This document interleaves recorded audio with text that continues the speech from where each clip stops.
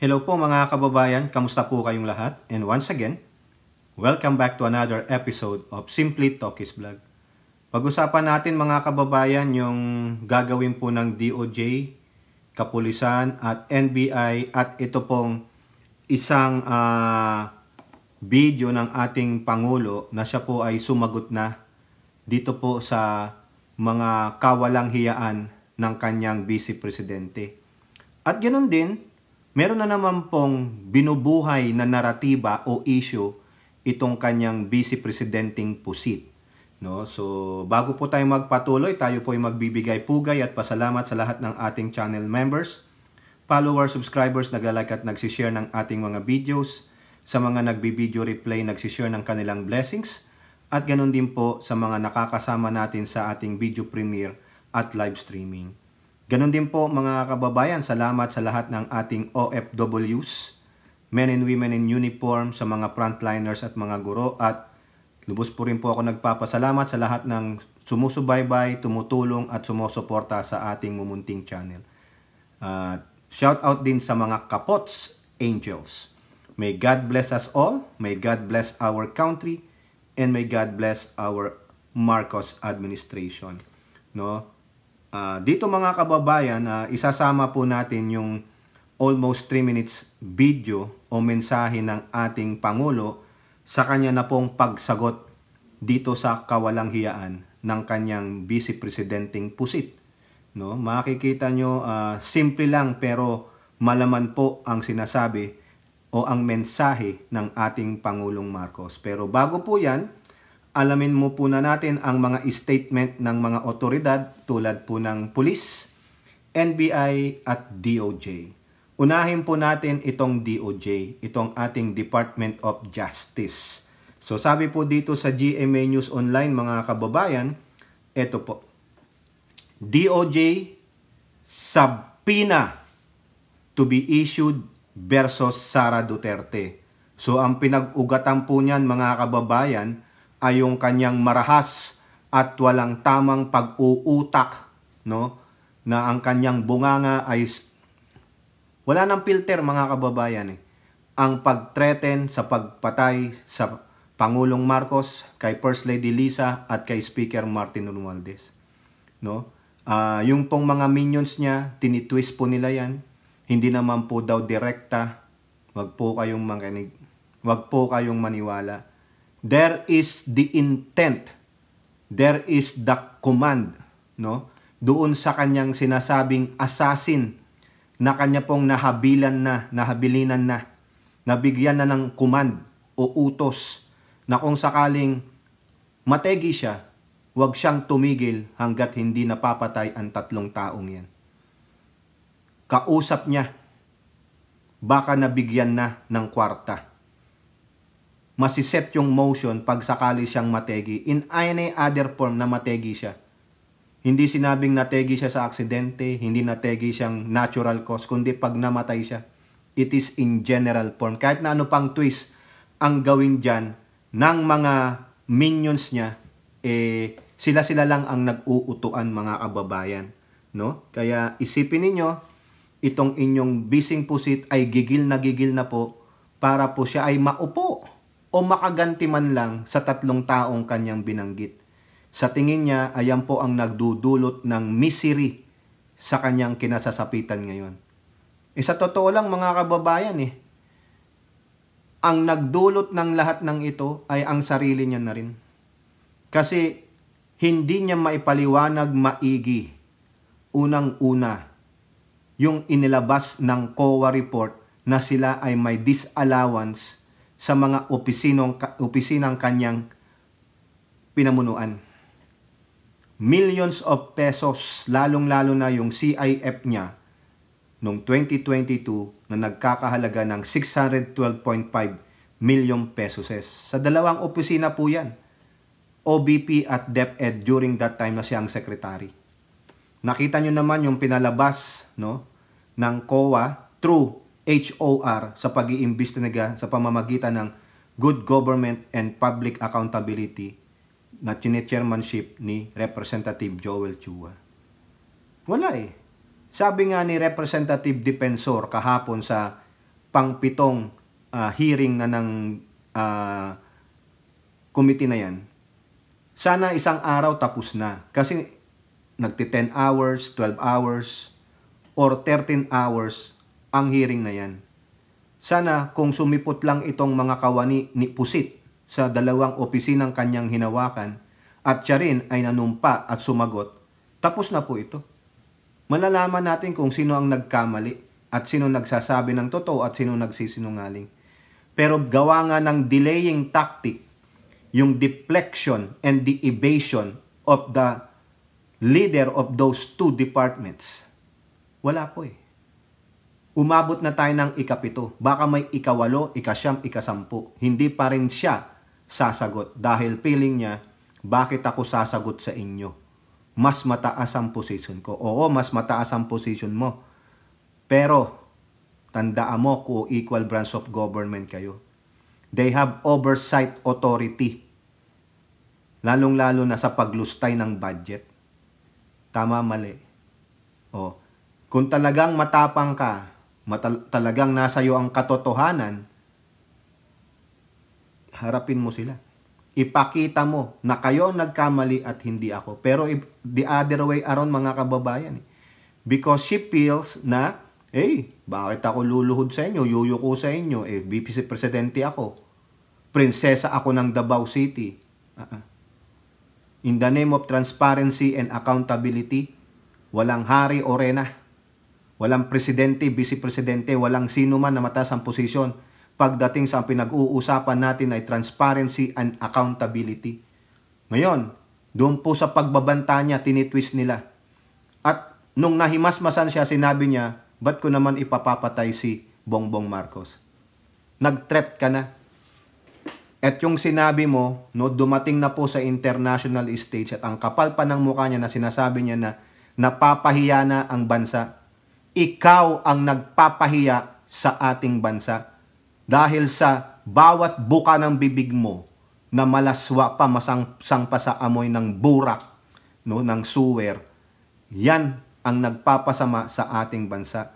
Ikaw ang kahihiyan sa ating bansa. O ngayon, yan. Isasabpina na po siya ng DOJ mo. Ang natapos na po ang kanilang preliminary investigation.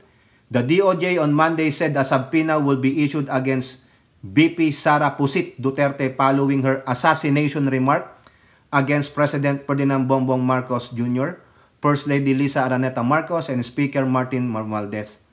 At a palace briefing, DOJ Undersecretary Jesse Andres said the NBI has the power to do this. O NBI pala ang mag-i-issue.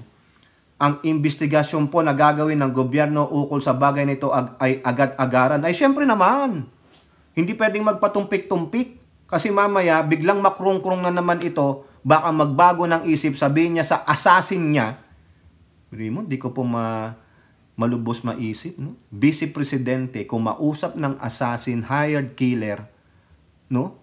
Magbayad at ipapatay ang presidente at dalawa pa.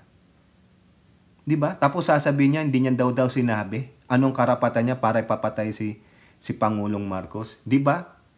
Ang lakas lumusot, hindi po lulusot to. Importante pong malaman kung ano ang mga naging hakbang para po kumuha ng serbisyo ng isang mamamatay tao na magpaplano ng masamang balakin sa ating mahal na Pangulo. Correct! At gagawin po ng NBI ang lahat ng mga hakbang para matunton ang identity na to. Kasama po ang pag-i-issue ng subpoena kay Vice Pusit na humarap sa NBI para bigyan po ng kaliwanagan ng kanyang mga panalita dahil po diretsuhan niyang sinabi na siya po ay kumuha na ng tao na siya pong gagawa ng pagpatay hindi lang po sa Pangulo. Kasama po ang First Lady at ang ating Speaker of the House ay hindi po tamang pananalita na nanggagaling po sa pinakamataas, sa napakataas na opisyal ng ating bayan. Correct po yan. Ang sasabihin lang nila dyan, hindi naman direkte pag namatay daw. Ganun pa rin po yun. Paano kung mamatay siya ngayon? Paano kung gamitin ng ibang tao yan? Ha? Hindi niya alam yung implication na sinasabi niya. May mga taong palalo mapaglaro ang utak. Paano kung may ibang mga hard killers dyan? Ha? Bigla na lang tigiin yung tatlo. Buhay ka pa. Di ba? Hindi niya alam ang pinagsasabi niya, mga kababayan. Kasi bakit? Entitled, privilege, the feeling of royalty with this Duterte. Di ba? Sira ulo siya. O ngayon, pasahan ka. Andres said the NBI has already done an initial investigation on the pronouncement made by the Vice President. Maybe we can report what we have validated with respect to the authenticity of the video, which was aired in many platforms in social media to make sure that we are giving due process and we are asserting that the video is indeed genuine and the utterances of the Vice President. No? Sabi nga po ng sabi ng NBI, totoo po yun.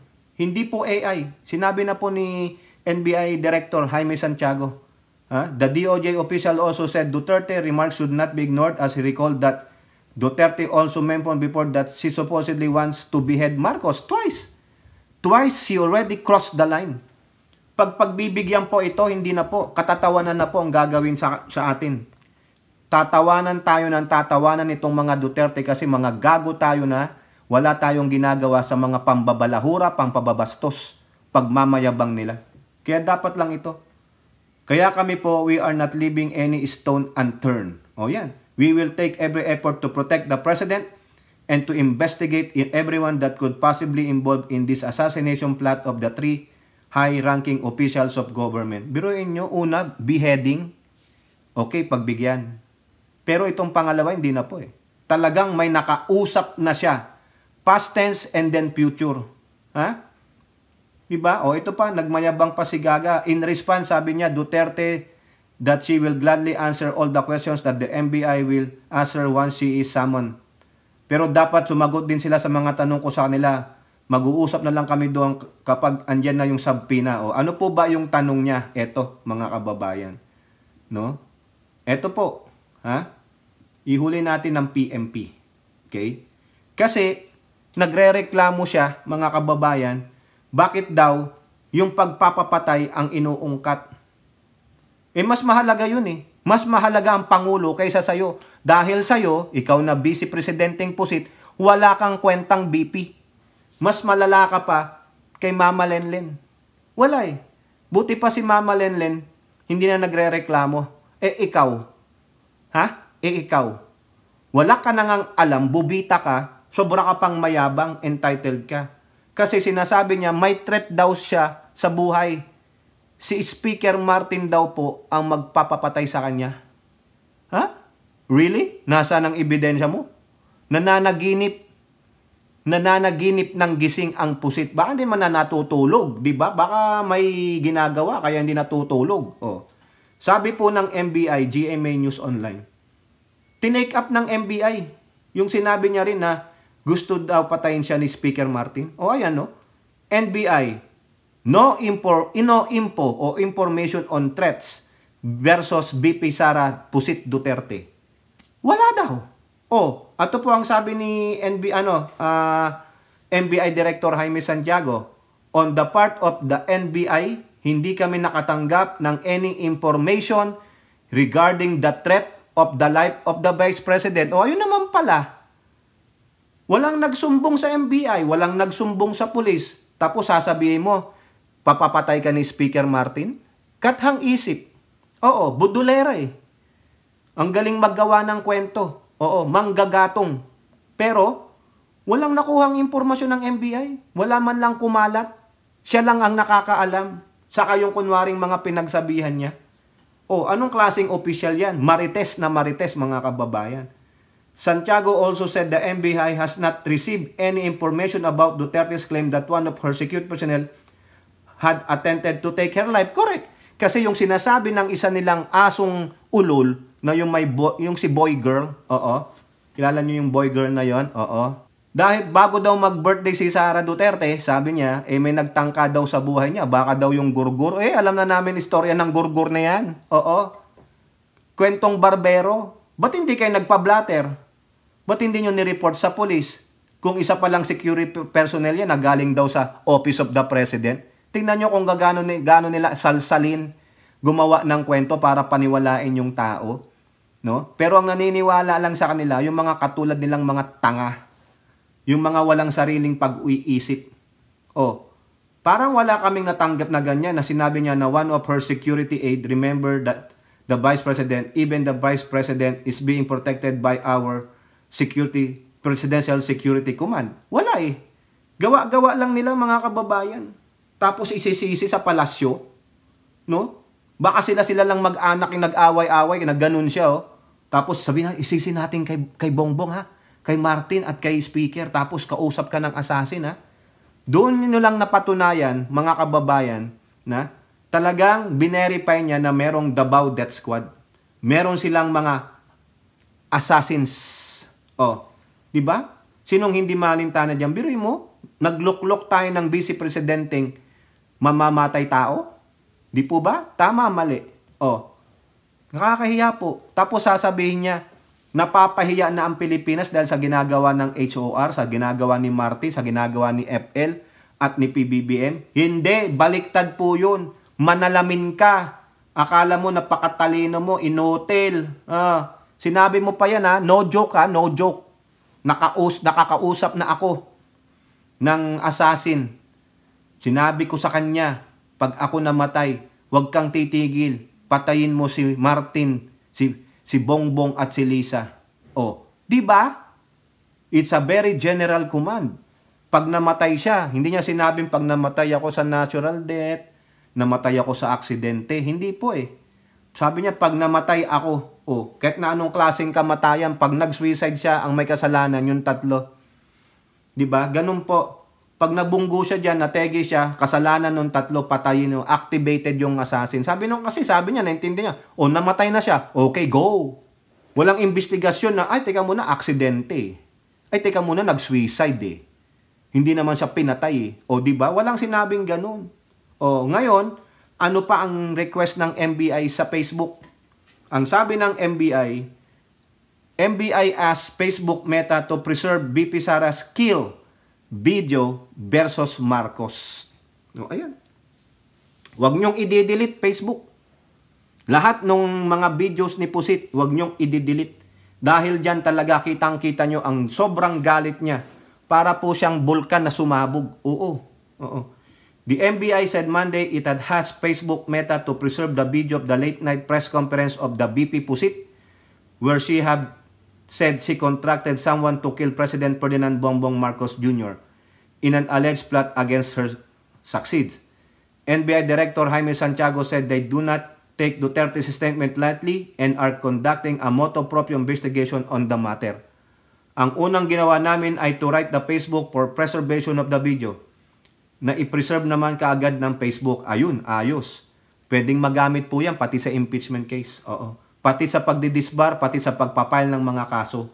He also confirmed the authenticity of the now viral videos, reiterating that it is not deepfake or was generated using AI. Ayan. Furthermore, Santiago said the NBI may subpoena Duterte following a statement. O, ayan. At ngayon po, hinahanap nila. Gusto nilang hanapin, ilabas niya yung hired assassin niya. Kailangan niyang ilabas. Pag hindi niya mailabas yan, yari siya. Kasi yung kung simpleng bomb joke lang, hinuli.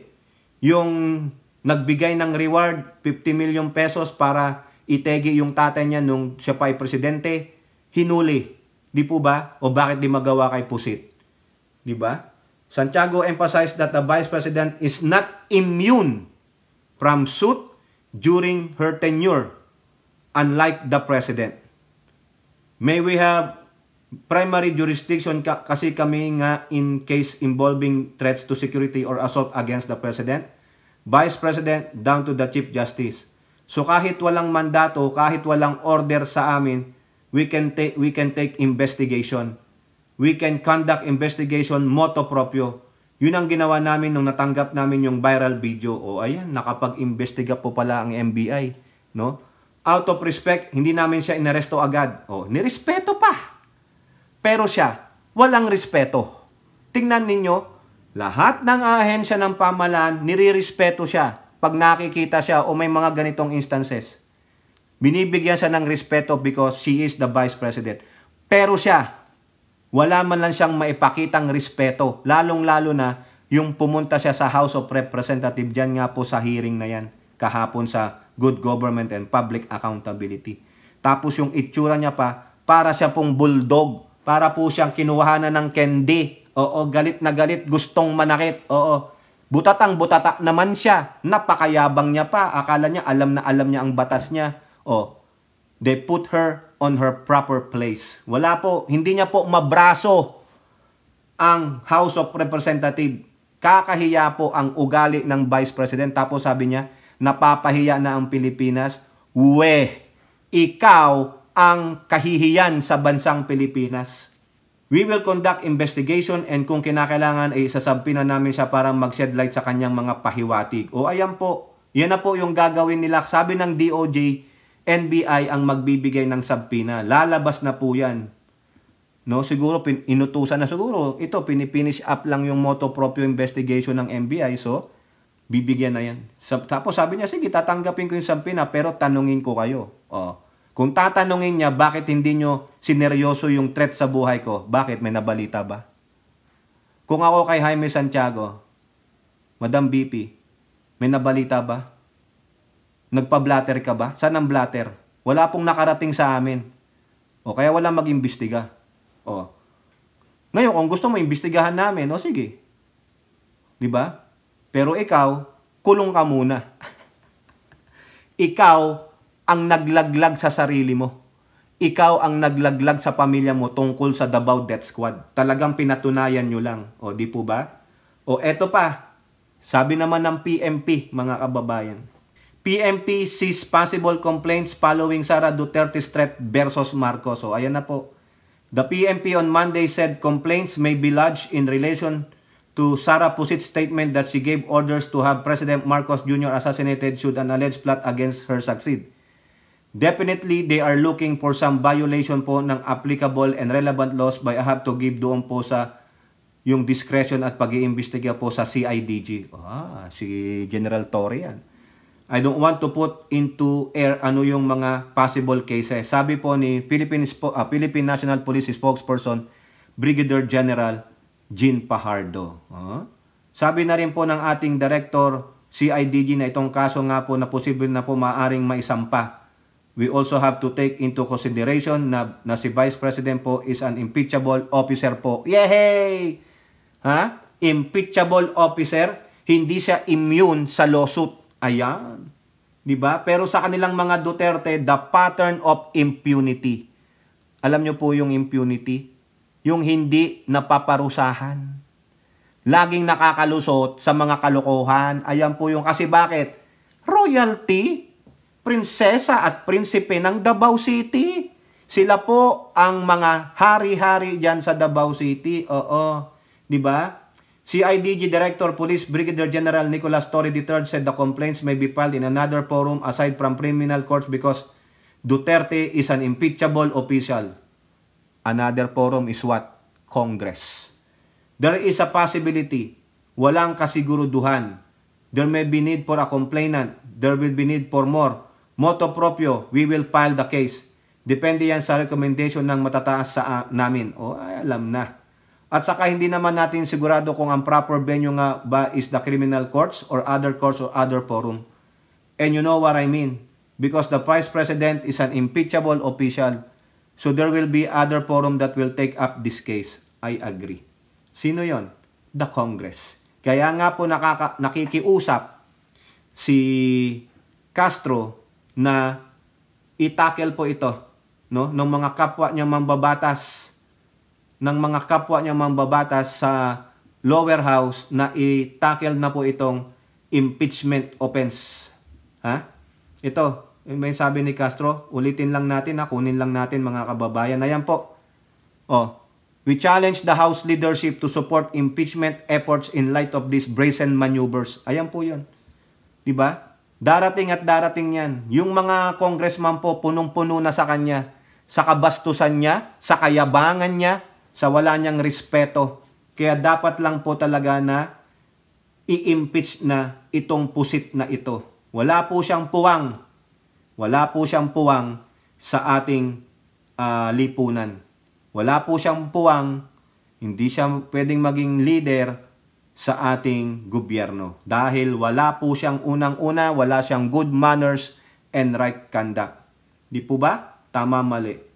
Okay? So yan po, no? DOJ sabi, isasubpoena siya through NBI. Ayan, kumbaga, nagpipinish up lang itong NBI sa kanilang motu proprio investigation. Ganon din po sabi ng PMP sa through CIDG. Magmomoto proprio rin sila ng complaint. Pero mas maganda kung tamang forum ba ay yung impeach siya. Kasi she is an impeachable officer and she doesn't have any immunity sa lawsuit. Only the president is. Kaya gustong-gusto niyang maging presidente. Biniblame niya talagang Pangulong Marcos kaso wala, butata po siya sa house kahapon Pilit niyang sinisisi ang Pangulo, wala na siyang masisi.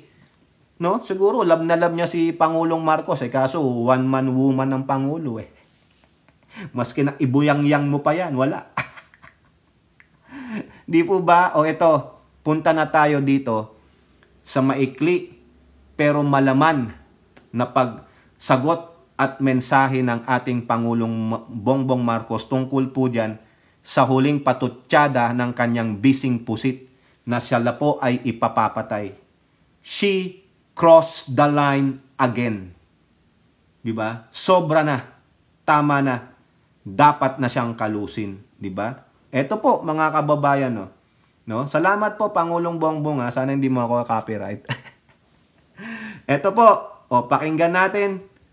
Inyo pong i-digest, no? Gusto ko unawain ninyo yung mensahe niya para at least meron tayong bala na ibabato, no? Yung bala ng impormasyon, okay? Sa mga minions ng Duterteng pusit, no? Ito po. Nakakabahala ang mga pahayag na narinig natin nitong mga nakarang araw. Nandyan ang walang pakundangang pagmumura at ang pagbabanta ng planong ipapatay ang ilan sa atin. Kung ganun na lang kadali ang pagplano sa pagpatay ng isang presidente, paano pa kaya ang mga pangkaraniwan na mamamayan? Yang ganyang kriminal na pagtatangka ay hindi dapat pinapalampas. Yan ay aking papalagan. As a democratic country, we need to uphold the rule of law. Ako, bilang pinuno ng Executive Department at lahat ng mga nanunungkulan sa pamahalaan ay may sinumpaang tungkulin na tutup din at pangangalagaan ang konstitusyon at ang ating mga batas. Kaya hindi tama ang pagpigil sa mga halal ng bayan sa paghahanap ng katotohanan. Hindi na sanang hahantong sa ganitong drama kung sasagutin lamang ang mga lehitimong katanungan sa Senado at sa House of Representatives. Ang katotohanan ay hindi dapat itokhang. Tapos na sana ang usapang ito kung tutuparin lamang ang sinumpaang panata na bilang lingkod bayan ay magsabi ng totoo at hindi hahadlangan. Imbis na diretsahang sagot, nililihis pa sa kwentong chicheria. Hangad ko na matuldukan na itong mga pangyayaring ito sa parang matiwasay at magdadala sa atin sa katotohanan. 12 taon din ako nanungkulan sa magkaparehong kamara ng Kongreso. Batid ko ang kapangyarihan iginawad sa kanila ng taong bayan at ng ating konstitusyon. Dahil dito, iginagalang ko ang kanilang gawain bilang isang independenteng sangay ng ating republika. Kahit ang buong executive branch, lahat ng mga ahensya ay hindi nakakaligtas at parating sumasailalim sa kanilang masusing pagsusuri. Bilang isang bansa, marami tayong mga paghamon na dapat harapin at mga suliraning dapat bigyan ng lunas. Sa kabila ng mga pambabatikos, nakatuon ang aking pansin sa pamamahala. Ngunit, hindi natin ikokompromiso ang rule of law. Kailangan manaig ang batas sa anumang sitwasyon, sino man ang tamaan. Kaya hindi ko hahayaan magtagumpay ang hangarin ng iba na hatakin ang buong bansa sa burak ng politika. Igalang natin ang proseso. Tuparin natin ang batas. Alalahanin natin ang mandato na pinagkatiwala sa atin ng milyon-milyon na Pilipino. Magtrabaho po tayo sa ikauunlad ng Republika ng Pilipinas at para matamo ang bagong Pilipinas. O yan po, mga kababayan. Sa almost 3 minutong mensahe na ito ng Pangulo, napakalaman po ang lalim ng konteksto. Pero kung uunawain ninyo, napaka gaang intindihin. Ano yun? Rule of law. Ginagalang ng Pangulo ang mandato ng Kamara, whether sa upper o sa lower house. The rule of law. Igalang natin. Dahil yan, kung hindi natin yan susundin, ano tayo? Pasaway. Hindi natin kinikilala ang batas. Walang tamang prosesong dadalhin. Ganyan po ang mga Duterte. Because they believe they are above the law. Hawak nila sa leeg lahat because of their authoritarian rule. They despise human rights. They don't follow the rule of law because they think they are so perfect. However, they are so arrogant. No, imbeciles. Mga mal-edukadong mga tao. Edukadong naturingan pero hindi marunong sumunod sa batas. Hindi marunong tumingin kung ano ang mandato. 'Di ba? Tandaan ninyo, 3 branches of government are co-equal. Hindi mo dapat saklawan yung trabaho ng isa. Huwag mong pakialaman.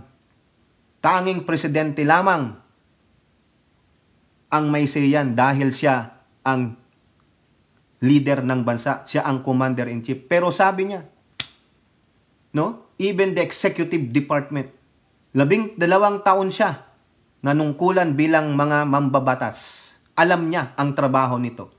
Ginagampanan lang nila ang kanilang trabaho.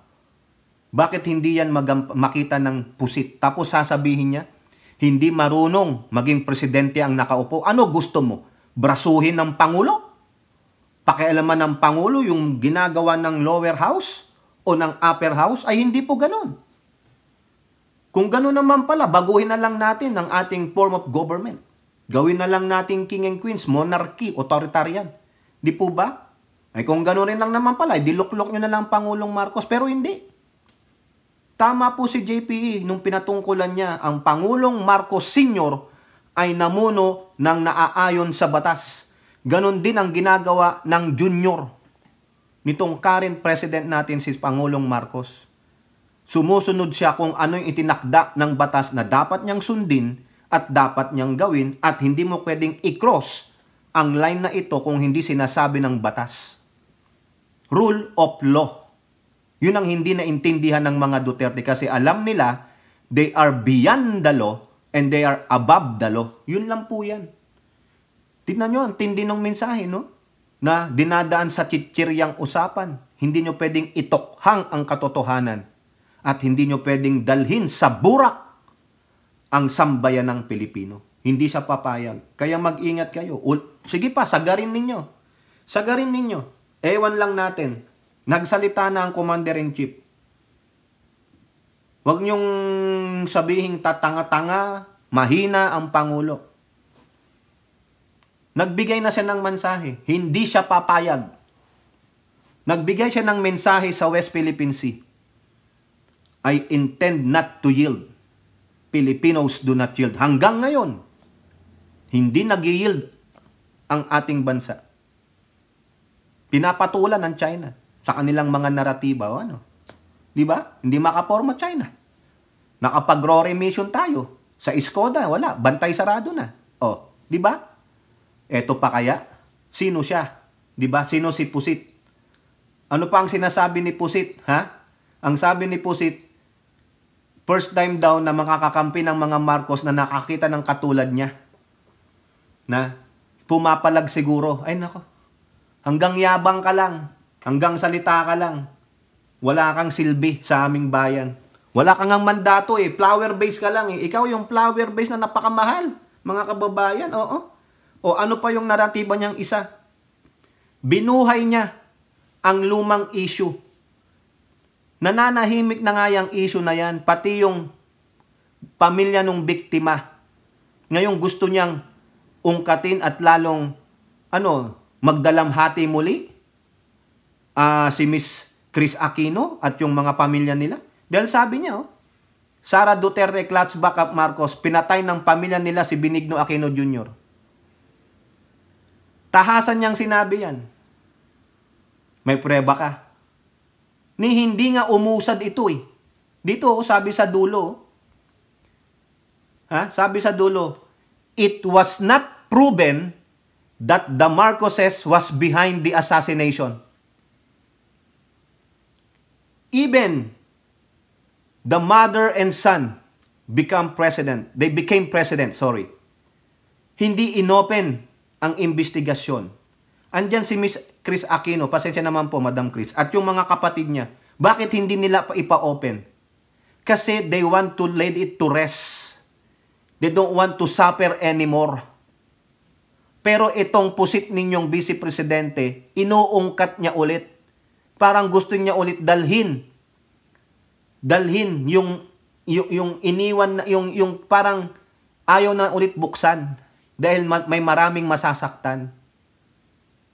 They already at peace.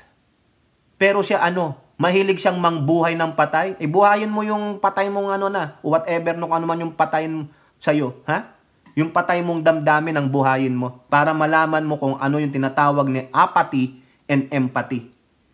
Hindi nga napatunayan, sabi diyan, nasaan ang mga court decisions na ang pamilyang Marcos ang nagpayari kay former Senator Benigno Aquino Jr. Jr. po ba? Di ba? Tama naman? Sige nga. Wala. Pero sinabi niya, that's libelous. Pwede siyang kasuhan. Naglabas ka ng ebidensya. So, therefore, sino ang nagpapahiya sa ating bansa? Sino ang gumagawa ng kwento na wala naman pruweba? Sino ang nanchichismis at marites as gusto pang idrag muli ang Aquino dito sa usapang ito? Nanghihingi siya ng awa sa mga dilawan? Nanghihingi siya ng kakampi sa mga dilawan, sa mga pinks at sa mga anti-Marcos? I don't think so. No? The anti-Marcoses hate your guts, hates your family, mga kababayan. Diba? Yun na lang mga kakamping na hate kayo eh. Tapos gusto mo kunin sila? Sama ng ugali mo, inday. Kayo po, ano pong inyong masasabi? Comment down below and don't forget to like and share. Hope to see you in the next videos. Bye-bye. God bless.